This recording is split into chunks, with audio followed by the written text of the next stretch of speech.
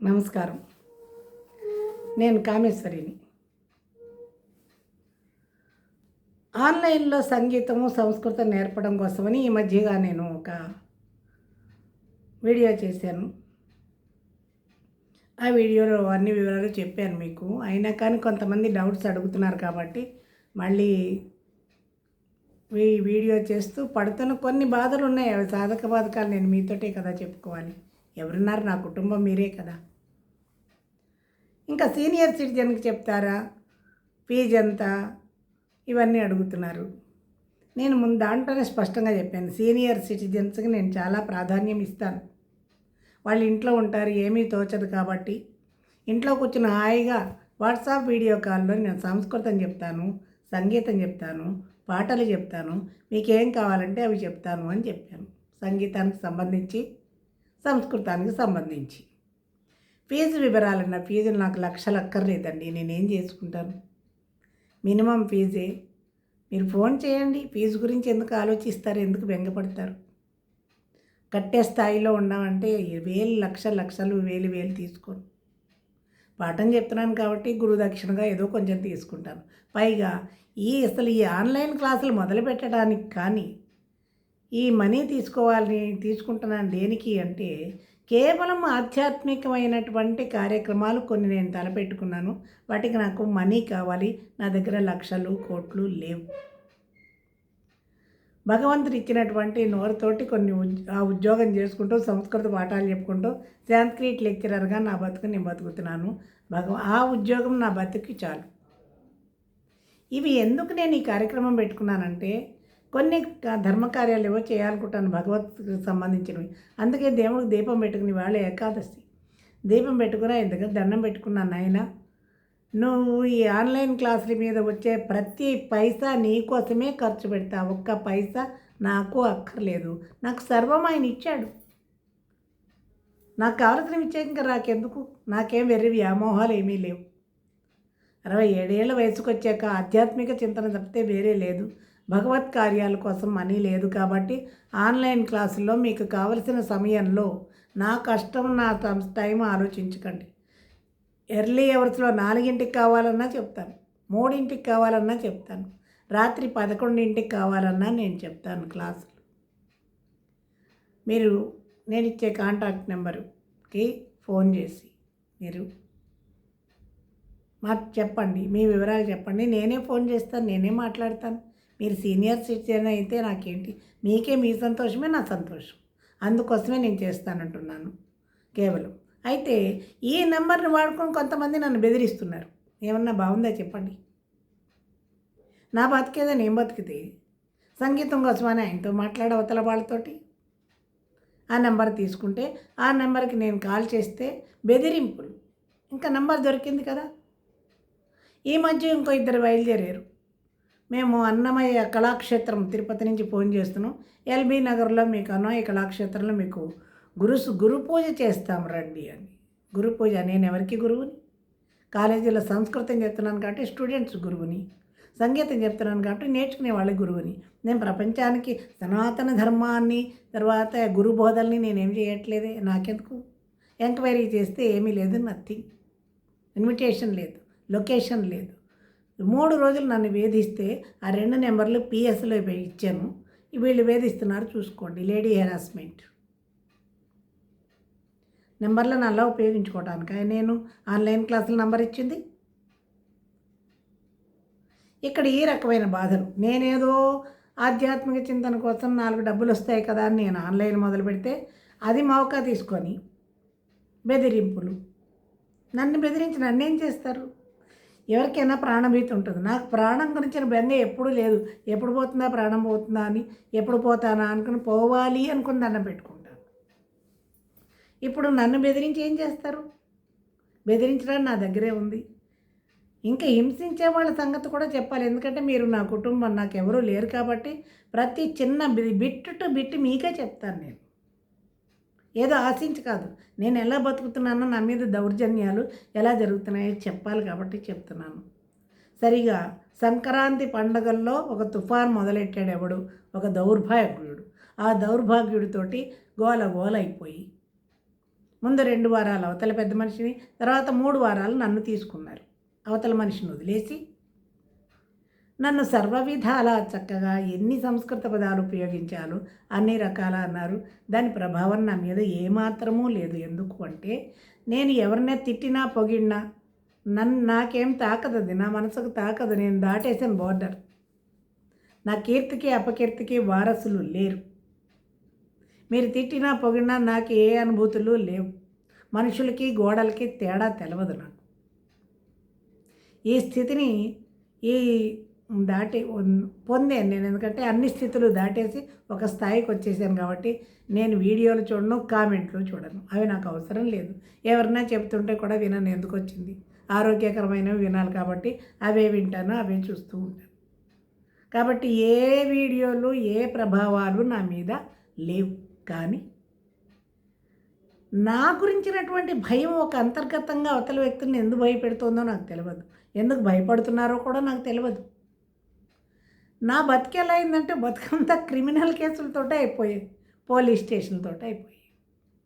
వాళ్ళు ఏదో తిట్టిపోతారు. వాళ్ళు 2 నా మీద ఆరోపణలు. తిట్టే వాళ్ళందరూ పిల్లల్ని వదిలేసావు, ఎవరితోటో లేచిపోయావు. వాళ్ళన్న పదాన్ని ఉపయోగిస్తున్నా. నా జీవితంలో అలాంటి పదాలు నేను మాట్లాడను. వీళ్ళు పిచ్చివాళ్ళు కాకపోతే నేను సమాజంలో ఏమన్నా ప్రవచనాలు చెప్తున్నానా చెప్పండి? నేను ధర్మాన్ని ఉపదేశిస్తున్నానా? సమాజాన్ని నేను ఏమన్నా మారుస్తున్నానా? నాకు సమాజంతో, నేను కూడా సమాజంలో ఒక మనిషిని, కానీ నేను నాదేంటి ఒక పరిధి గీసుకున్నాను. నా జీవితం నేనుండే ఏరియాలోకి వచ్చి అడగండి. గత 25 ఏళ్ళుగా నేను ఎలా బతుకుతున్నానో వాళ్ళు చెప్తారు. నేను నా గొడవ తలకాయించుకుపోతాను. ఎవరి జోలికి వెళ్ళని ఏమీ అడగను. అటువంటిది నన్ను ఈ రకంగా తిట్టడం, వాళ్ళు పిచ్చివాళ్ళు కాబట్టి నన్ను కాదు ప్రశ్నించాలి. ఎవరితోటో లేచిపోయేవని నన్ను అంటున్నారు చూసావా? 40 సంవత్సరాల క్రితం భావి వెరసలు మర్చిపోయి సొంత కుటుంబంలో వ్యక్తిని, లేపుకొచ్చిన వ్యక్తిని క్వశ్చన్ చేయండి. 40 ఇయర్స్ బ్యాక్ లేపుకొచ్చావు, నువ్వు సనాతన ధర్మం చెప్తావా? ధర్మం నీకే తెలియదు, నువ్వు ఎలా బోధిస్తావని అక్కడ క్వశ్చన్ వేయాలి. కానీ మానేసి ఎప్పుడో తెలిసి తెలియని అజ్ఞానంలో చేసిన పనులట. 25 ఏళ్ళు వచ్చి టీచర్గా ఉన్న వాళ్ళకి అజ్ఞానమా? 18 పురాణాలు చదివినటువంటి వాళ్ళకి అజ్ఞానం. అజ్ఞానం ఉన్న పనిలో, జ్ఞానం ఉన్న కాలంలో ఆ తెలివితో చేసినటువంటి వెధవ పని అది. ఎప్పుడో జరిగింది కదా, ఇప్పుడు జరగలేదంటే ఇప్పుడు మీకు జరగల, నాకు జరుగుతుంది. ఇక్కడ మనిషిలో మార్పు లేదు. మార్పు ఉన్న వాళ్ళకి సనాతన ధర్మం చెప్పడానికి హక్కు ఉంటుంది. కక్ష నా మీదే, కక్ష నా గురించే అన్నాడు. ఇంకా ఎందుకు అంటే ఇప్పటికి మళ్ళీ ఇంకో క్రిమినల్ కేసు పెట్టాను నెల క్రితం. అసలు మనిషి నేను రాముణ్ణి, తప్పు చేయలేదు అని అనకుండా ఉంటే నేను రామాయణం కథ చెప్పకపోదును. రామాయణం కథ చెప్పినప్పుడు నా కొడుకుని మా గురుజాడన శ్రీ శ్రీనవంపై అమ్మ నీకెందుకు తీసేయంటే తీసేద్దు. మానేసి కొడుకు చేత క్రిమినల్ కేసు పెడితే నువ్వు కొడుకు అని ఏడుచుకున్నాను నేను. వాడు మాకే బంధాలు లేవు అని మా గురుజాడ స్పష్టంగా చెప్పాక స్పష్టత దాని మీద చేసుకున్నాను. ఇంకోటి 2 చేస్తే ఆ 2 వీడియోల్ని తీయమని మళ్ళీ హైకోర్టు నుంచి నాకు నోటీసు. స్వతంత్రం, అది కొడుకులు స్వతంత్రం అనే 2, దాంట్లో ఎవరి ఇంటి పేరైనా పెట్టినా, వ్యక్తుల్ని పెట్టినా, నా ఏడుపు నేను నేర్చుకున్నాను కొడుక అని, నా హక్కు నాకుంది. తల్లిని 9 మాసాలు మోసి గడ్డి తిన్నాను వాడితోటి. ఆ వెధవకేం తెలుసు? ఇప్పుడు మర్చిపోయేవాడు వాడు ఇంకా రేగుతున్నాడు నా మీద. కానీ 10 సంవత్సరాలు వాడిని నెత్తి మీద పెట్టుకొని వాడికి నానా కష్టాలు, అనేక రకమైన అనారోగ్యాలు వస్తే తండ్రి చూడకపోతే చూసుకున్నదాన్ని నేను. ఇవన్నీ వాడికి తెలిసిన. క్రిమినల్ కేసు పెడితే కొడుకా అని ఏడ్చుకుంటే మా అమ్మతో మాకు సంబంధం లేదు, మాకు అమ్మే కాదు, ఇది అది నాది కాదని నాకు తెలుసు. నేను ఎప్పుడో వదిలేసినప్పుడు కొడుకులు అంతకంటే ఏం చేస్తారు? చిన్నప్పుడు వదిలేస్తే కోపం ఉంటుంది. నాకు కూడా వాళ్ళు ఏం అవసరం లేదు, వాళ్ళు బాగున్నారు కదా అనుకున్నాను, ఊరుకున్నా. నా బతుకులో నేను బతుకుతున్నాను కదా. ఇప్పుడు మళ్ళీ హైకోర్టు నుంచి నాకు నోటీసులు. మళ్ళీ ఇప్పుడు ఆయన రాడు, కొడుకు చేత క్రిమినల్ కేసు అయినప్పుడు భార్య చేత పెట్టించాడు మళ్ళీ నెల క్రితం. మళ్ళీ పోలీస్ స్టేషన్ నుంచి ఫోన్, మేడం గారు రండి, తమరి మీద మళ్ళీ క్రిమినల్ కేసు. అరే నా బతుకు క్రిమినల్ కేసులను పోలీస్ స్టేషన్ చుట్టూ తిరగడమా? ఒక్కడ సాయం రాలేదండి, మీరు నమ్మకపోతే. పోలీస్ స్టేషన్ అంటే భయపడి ఇంటికి మా ఇంటికి వచ్చేవాళ్ళు కానీ చుట్టుపక్కల వాళ్ళు స్నేహితులు అనుకున్న వాళ్ళు నా వాళ్ళు అనుకున్న వాళ్ళు ఎవ్వరూ రాలేదు, ఒక్కదాన్నే వెళ్ళాను. మీకు తెలుసలేదు, ఇలా కూర్చొని మాట్లాడతానండి, గొంతు ఇచ్చాడు భగవంతుడు. కానీ నాకు నీ పెయిన్స్, మోకాళ్ళ నొప్పులు, మెట్లు ఎక్కడానికి నాకు రాదు. ఇంట్లో నడుస్తాను కొంచెం కొంచెంగా. కాలేజీలో కూడా లిఫ్ట్ ఉంది, పిల్లలు సాయం చేస్తారు. మేడం మేడం అన్న నా పాఠాలు వాళ్ళకి ఇష్టం, నా మీద చాలా ప్రేమ. చేయబట్టుకుని వాళ్ళు స్టూడెంట్స్ తీసుకెళ్తారు. మేనేజ్మెంట్ అభిమానంతో నాకు ఉద్యోగం ఇచ్చారు కాబట్టి కాళ్ళ నొప్పులైనా కానీ ఎలాగో బతకాలి కదా, తిండి తినాలి, సంపాదించుకోవాలి కదా అని నీ పెయిన్స్ ఉన్నా నేను కాలేజీకి పోయి వస్తాను. అటువంటి పోలీస్ స్టేషన్ పెడితే కూడా ఎవరు రాకపోతే పోలీస్ వాడే మెట్లు ఎక్కడానికి నా చేయి పట్టుకుని పైకి తీసుకెళ్ళి ఈ వయసులో నీ మీద కేసులు ఏంటమ్మా అంటున్నాడు ఆయనే. మీరు చెప్పండి, ఏమన్నా న్యాయం ఉందా? కొడుకుల కోసం ఏడ్చుకున్న నా వీడియోని స్వతంత్రం, నేను హాయిగానే బతుకుతాను, నాకే బంధాలు లేవని చెప్పుకుని ఏడ్చుకున్నాను. ఈ రెండు తీమని హైకోర్టు నుంచి నోటీస్ అండి. మళ్ళీ క్రిమినల్ కేసు భార్య చేత తండ్రి కొడుకు భార్య చక్కగా ఏసీ వేసుకుని 300 కోట్లు ఉన్నాయి కదా, సుఖంగా బతికేస్తున్నారు. డబ్బులు ఉన్నాయి కాబట్టి బతికేస్తున్నారు. ఏమీ లేని పిచ్చిదాన్నని నా మీద కేసుల మీద కేసులా. ఎప్పుడు నా జీవితంలో 4వ క్రిమినల్ కేసు. నేను క్రిమినల్ అయ్యున్నా బాగుండేది, ఆ తత్వమే రావట్లేదు నాకు. దుఃఖము రావట్లేదు, కోపము రావట్లేదు. ఎందుకండి అంత భయం? వీడియోల కోసం నా మీద క్రిమినల్ కేసు పెట్టి లాక్కెళ్తుంటే అంత భయపడే పరిస్థితి ఏముంది? ఆ కేసులో కూడా పోలీసు వాడు అన్నాడు, నువ్వు ఎవరో ఒక ఆమె పేరు చెప్పట్లేదు, ఆమె కూడా ఈ వీడియో చూస్తుందని నాకు తెలుసు, ఆమె నన్ను చాలా ప్రేమగా మాట్లాడింది. అఫ్కోర్స్ విమర్శలు చేసినా ఇవి చేసినా, నా పెళ్లి ఫోటోలు పెట్టి ఇవి అవి అన్నా అవన్నీ తర్వాత సంగతులు. ఆమె నా మీద ప్రేమ చూపించి, అమ్మ నేనున్నా, మీకు సపోర్ట్ మేము ఉంటామంటే ఆ ప్రేమకి పిచ్చిదాన్ని కదా, దొరకంది నాకు జీవితంలో ప్రేమే.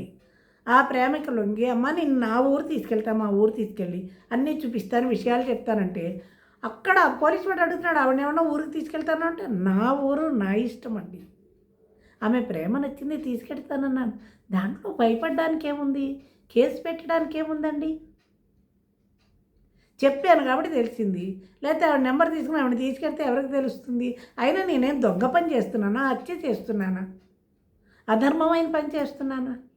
ఇప్పుడు ఒక స్త్రీ మీద మనిషిలో మారాడు కాబట్టి ఆయన మాకు పర్సనల్ అవసరం లేదు, సమాజానికి సేవ చేస్తున్నాడు, సమాజాన్ని మారుస్తున్నాడు, ఆ ప్రవచనాలు మాకు కావాలని ఇప్పుడు మీరు అందరూ అంటున్నారు కదా. సమాజాన్ని తీర్చిదిద్దేటువంటి వ్యక్తిలో మార్పు ఉందా?